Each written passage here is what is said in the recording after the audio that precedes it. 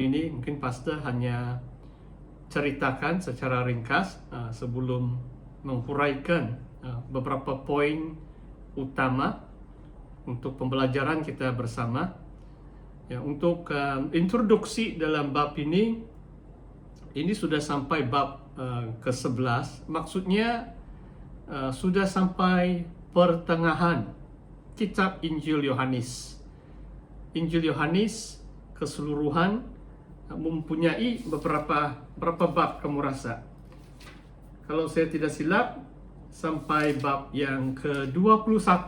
Jadi kalau kitab Injil Yohanes ada 21 bab, dan bab 11 ini memang cocok di tengah-tengah pertengahan kitab Injil Yohanes, sebenarnya sampai kemuncak daripada tanda-tanda atau mukjizat yang Tuhan Yesus lakukan. Ini merupakan tanda yang ketujuh. Saya mau jelaskan mungkin kepada adik-adik yang baru menyertai kelas ini. Kalau dalam Injil Yohanes, perkataan yang digunakan pakai oleh penulis Injil ini yaitu Rasul Yohanes, salah satu murid Yesus Kristus, dia yang menulis Injil ini. Dan perkataan yang digunakan adalah tanda. Sebenarnya bukan mukjizat. Kalau mukjizat dalam bahasa Inggris miracle. Kalau tanda itu sign. Kenapa Yohanes selaku penulis Injil ini menggunakan perkataan tanda? Karena bagi Yohanes ataupun apa yang dia mau capai dalam penulisan Injil ini adalah setiap tanda ini melambangkan sesuatu atau menandakan sesuatu.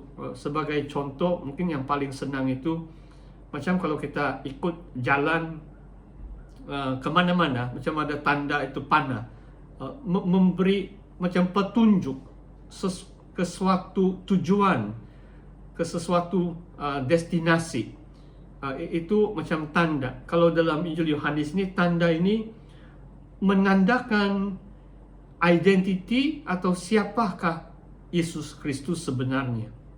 Memberi kita penjelasan siapakah Tuhan Yesus. Nah, malam ini kita mengkaji tanda yang ketujuh. Ini merupakan tanda yang terakhir, yang ketujuh.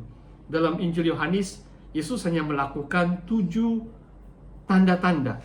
Dan mukjizat atau tanda yang terakhir ini adalah Yesus membangkitkan Lazarus dari antara orang mati atau dari kematian. Lazarus yang sakit tenat dia mati, tetapi dibangkitkan pada hari yang keempat atau genap sudah 4 hari dia mati. Yesus membangkitkan Lazarus dari antara orang mati.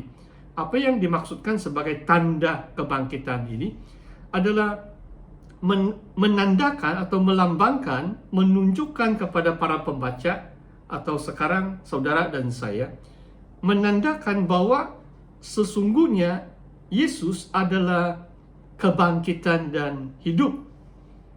Kalau dia memiliki kuasa kebangkitan itu, dia memiliki hidup, dia memiliki kuasa kebangkitan itu. Itulah kebangkitan Lazarus itu menandakan bahwa Yesus berkuasa. Yesus telah mengalahkan maut. Yesus telah mengalahkan maut. Dia bangkit dari antara orang mati, dan inilah tanda kemuncaknya. Oke, ini sebagai sedikit introduksi atau pengenalan akan apakah artinya tanda, sebab kita sudah sampai tanda kemuncaknya, tanda yang ketujuh. Oke, sekarang pastor mau beri ringkasan sebab panjang juga ini, sampai 40 lebih ayat juga ini tentang peristiwa Yesus pergi di kampung atau kota Betania, di mana Lazarus dan keluarganya, dia ada 2 orang kakak, mereka tinggal di situ. Dan waktu itu berita sampai kepada Tuhan Yesus, mungkin dia berada di Galilee. Di Galilee itu sebelah utara. Jadi dia harus berjalan kaki itu mengambil masa beberapa hari. Dari utara sampai di Yerusalem, dan ada 2 batu lagi. Bethany itu 2 batu, mungkin 3 km lah itu, tidak jauh dari kota Yerusalem, di bagian selatan Israel atau tanah bumi Israel. Dan Yesus dapat berita bahwa Lazarus itu sakit dan ada panggilan untuk dia datang. Mungkin kakak si Lazarus itu mengharapkan Yesus dapat menyembuhkan Lazarus yang sedang sakit. Tetapi dalam cerita ini, Tuhan Yesus tidak segera pergi. Dia menetap lagi di tempat di mana dia berada 2 hari. Jadi 2 hari kemudian baru dia pergi.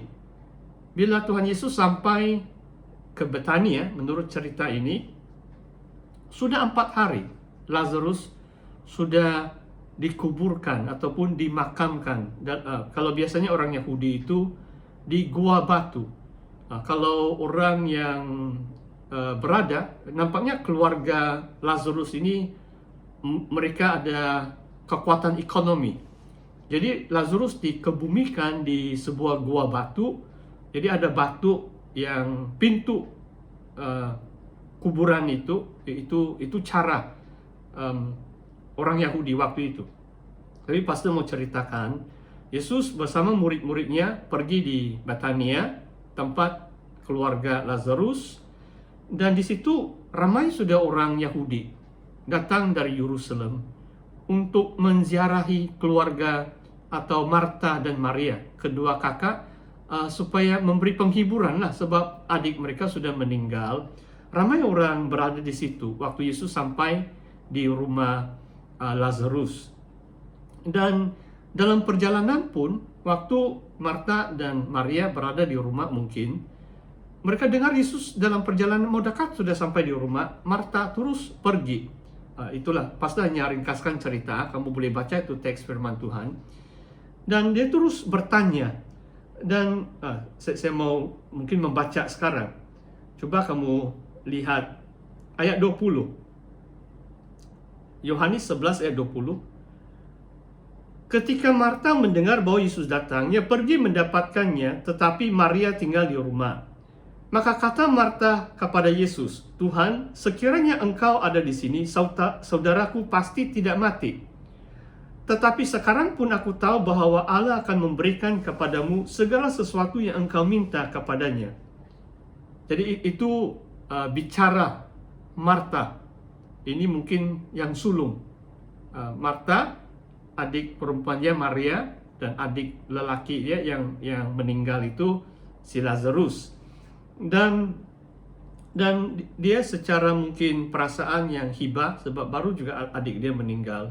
Dia katakan, sekiranya engkau ada di sini, maksudnya sebelum Lazarus meninggal dunia, kalau Yesus sudah sampai waktu itu, pasti Lazarus tidak akan mati.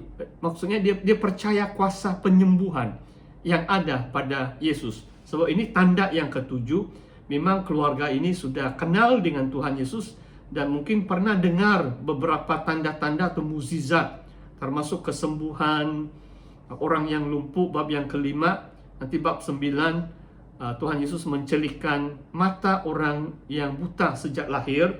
Jadi mereka tahu kuasa penyembuhan yang ada pada Tuhan Yesus. Cuma sekarang Lazarus sudah meninggal dunia. Dan Yesus menjawab kepada Marta ayat 23, "Saudaramu akan bangkit." Dan coba kamu lihat ayat 24. "Aku tahu bahwa ia akan bangkit pada waktu orang-orang bangkit pada akhir zaman." Nah, inilah kepercayaan orang Yahudi. Termasuk kita orang Kristen. Kalau kita percaya kitab-kitab perjanjian lama dan juga kitab perjanjian baru. Nah, tapi yang pastor mau jelaskan di sini adalah pemahaman Marta tentang Yesus adalah ini. Bahwa saudaranya Lazarus akan bangkit pada waktu orang bangkit pada akhir zaman. Ada kebangkitan umum. Kalau saudara baca kitab Wahyu, semua manusia yang sudah meninggal itu akan bangkit semula dan diadili sesuai dengan perbuatan mereka. Itu nanti kalau saudara ada pertanyaan boleh tanya. Nah, cuma yang pastor mau kamu tahu apa yang Tuhan Yesus coba ajar kepada keluarga Lazarus ini adalah, dalam pemahaman Marta dan Maria, mereka pikir kebangkitan itu hanya pada akhir zaman, pada masa depan yang sangat jauh, in the future, pada akhir zaman. Mereka belum tahu bahwa Yesus dapat atau berkuasa untuk membangkitkan Lazarus dari antara orang mati. Jadi mereka tidak tahu. Mereka pikir mau tunggu satu masa yang sangat lama pada akhir zaman. Dan disinilah Yesus, inilah ayat mas kita dalam kelas Tunas Remaja kita. Jawab Yesus, "Akulah kebangkitan dan hidup. Barang siapa percaya kepadaku, ia akan hidup walaupun ia sudah mati. Dan setiap orang yang hidup dan yang percaya kepadaku tidak akan mati selama-lamanya. Percayakah engkau akan hal ini?" Ini cukup menarik. Yesus mengatakan, "Akulah kebangkitan dan hidup." Dan orang yang sudah mati pun, sekalipun mereka sudah mati, akan hidup. Setiap orang yang hidup dan percaya kepadaku tidak akan mati untuk selama-lamanya. Dan kemudian Marta menjawab, kamu sabar dulu, sebab pastor mau jelaskan bagaimana Yesus membawa Marta dan Maria kepada satu pengertian tentang dirinya sendiri. Siapakah Yesus? Apakah kuasa yang dimiliki oleh Tuhan Yesus? Ayat 27, "Ya Tuhan, aku percaya bahwa Engkaulah Mesias Anak Allah, Dia yang akan datang ke dalam dunia." Oke, pastor mau bertanya dengan saudara dan saudari. Coba kamu perhatikan jawaban Marta. Adakah si Marta menjawab